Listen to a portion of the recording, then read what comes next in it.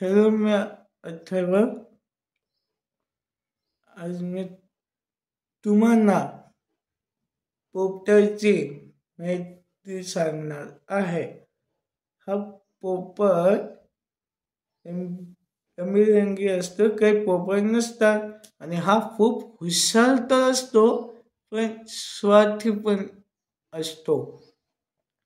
आणि काही पोपट आफ्रिका, ऑस्ट्रेलिया, ईशान्य खंड मध्ये आढळतात. अजून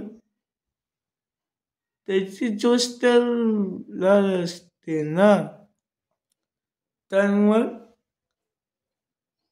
त्याची चोच जर तुटली तरी काही प्रॉब्लेम नाही, कारण त्याची चोच वापस येते.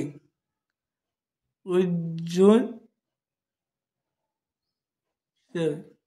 शाकाहारी असतो, पण मांसाहारी पण असतो. म्हणजे तो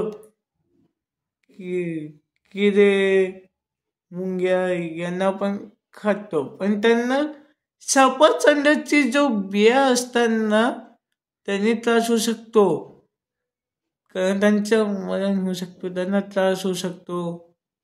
अजून त्यांना बिया खायला खूप आवडतात आणि त्यांना चॉकलेट पण नाही द्यायला पाहिजे. अजून आपण त्यांना जेव्हा पाळतो ना, तेव्हा आपण पाळतो, पण काही दिवसांनी आपण जेव्हा त्यांना पिंजऱ्यातनं काढतो आणि वापस सोडतो, तेव्हा ते विसरून जातात, आपल्याकडे बघतच नाही. तर मग आणि स्वार्थी पण खूपच जास्त असतो. आणि काकर नावाचा जो पोपट आहे, त्याचं वजन 2 किलो आहे. म्हणून त्याचं वजन जास्त असल्यामुळे ते उडू नाही शकत. पण जो बाकीचे पोपट आहे त्यांचं वजन कमी असल्यामुळे ते उडू शकतात.